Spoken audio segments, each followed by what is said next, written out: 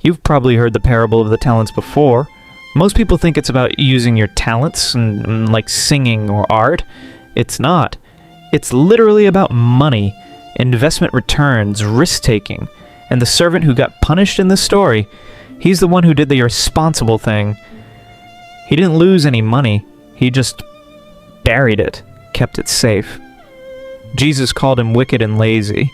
If you've ever been afraid to invest because you didn't want to lose money, this parable was written directly to you. Let's break down what it actually says. Matthew 25, verses 14 through 30. A master is going on a journey. Before he leaves, he calls his 3 servants and entrusts them with his money. To one servant he gives 5 talents, to another 2 talents, to another 1 talent, each according to his ability, the text says. This wasn't random. The master knew what each servant could handle. The master leaves. Time passes. The servant with 5 talents invests them, trades with them, puts them to work. He doubles it to 10 talents. The servant with 2 talents does the same thing, doubles it to 4. But the servant with 1 talent, he's afraid.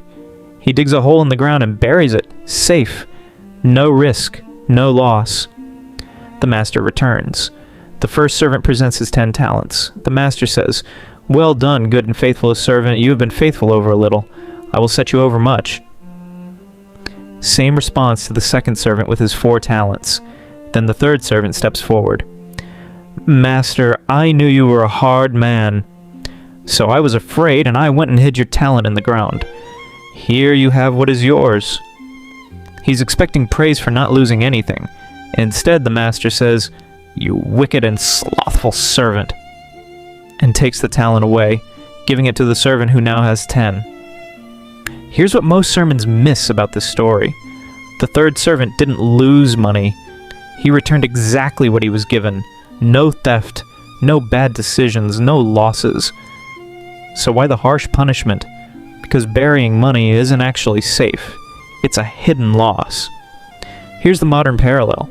If you put $10,000 in a safe or a non-interest checking account for 20 years, inflation alone erodes 2 to 3% of its value every year.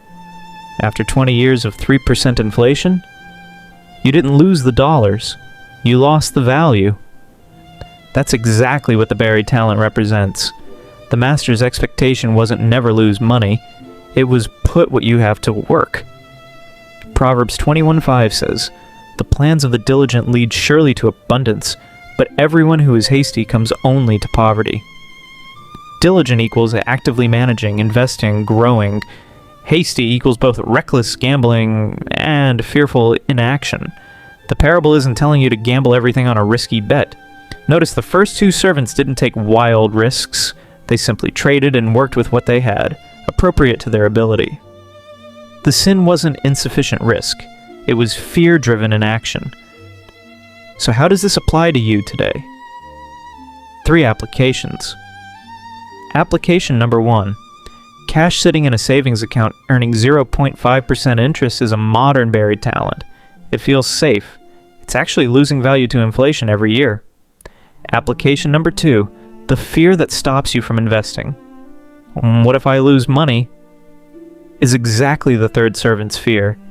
The master didn't demand guaranteed returns. He demanded effort and stewardship with what you were given. Application number 3. According to his ability means your portfolio should match your situation, not your neighbor's, not some guru's. If you could only invest $1 responsibly right now. Video number 3. That's your talent to steward. Do that faithfully. The parable ends with a principle that shows up throughout the Bible. For to everyone who has, more will be given, but from the one who has not, even what he has will be taken away. This is compound interest. Video number 2. And biblical stewardship. The same principle, described 2,000 years apart. Here's your action step this week. Check your bank accounts. Any cash sitting for more than 6 months beyond your emergency fund, that's a buried talent. Move it. Invest it according to your ability. Refer to video number 3 if you haven't started. Well done, good and faithful servant. That's not said to the one who avoided risk. It's said to the one who put their resources to work. Be faithful with what you have. Subscribe for video number 9. the biblical case against debt.